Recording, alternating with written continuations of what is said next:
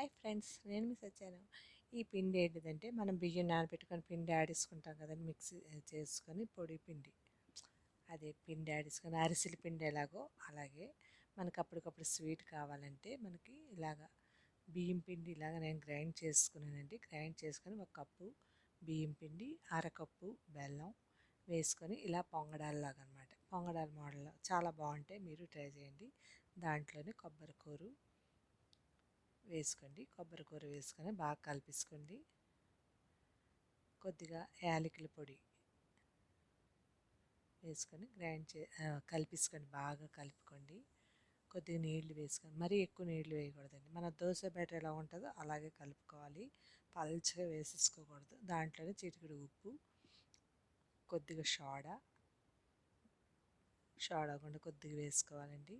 అప్పుడు మనకు మెత్తగా ఉంటాయి, లేకపోతే గట్టిగా ఉంటాయి. నేనైతే ఇలా వేసుకుంటున్నానండి.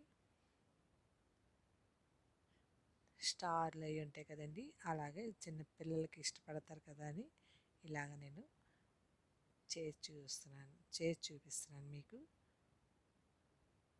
ఇవి బెల్లం వేసిన వల్ల బేగా మాడిపోతాయండి, నల్లగా వచ్చేస్తాయి. నల్లగా రాకుండా ముందే తీసుకోండి. నలిపి వచ్చిన వల్ల కరకరలాడతాయి కానీ ఎర్రగా కా వేగుతాయి,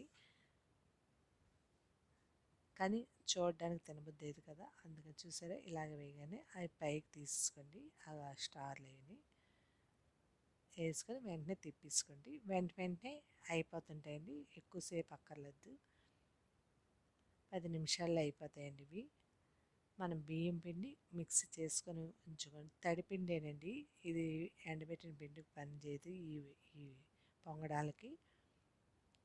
ఇలా చేసుకొని మనకు కావాలంటే నూనెతో ఇలా నొక్కించుకోవచ్చండి, అరిసెలాగా చాలా బాగుంటాయండి టేస్ట్.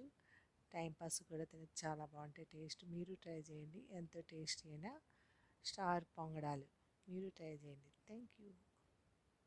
చూసారా అన్నీ ఇలాగ వేసుకోండి. నాకైతే నేను ఒక చిన్న కప్పుతో చేసుకున్నాను.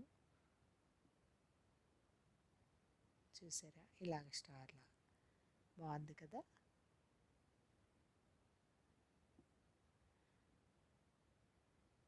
ఇలా మీరు పిల్లలకి వెరైటీ కింద చేసి పెట్టండి, చాలా బాగుంటాయి టేస్ట్.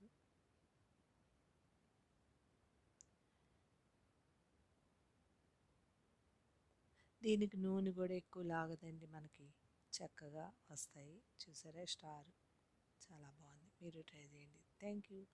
సబ్స్క్రైబ్ చేయండి, లైక్ కొట్టండి. నాకు ఈ కప్పుకి ఇన్ని వచ్చేయండి కరెక్ట్గానే. అప్పటికప్పుడు చేసుకొని తినాలనిపించినప్పుడు మనం స్వీట్ కింద చేసుకొని తినొచ్చు, చాలా మంచిది కూడా, హెల్త్కి కూడా మంచిది, బెల్లం కాబట్టి. మీరు ట్రై చేయండి. Thank you. సబ్స్క్రైబ్ చేయండి, లైక్ కొట్టండి, కామెంట్ పెట్టండి. బాయ్. Thank you.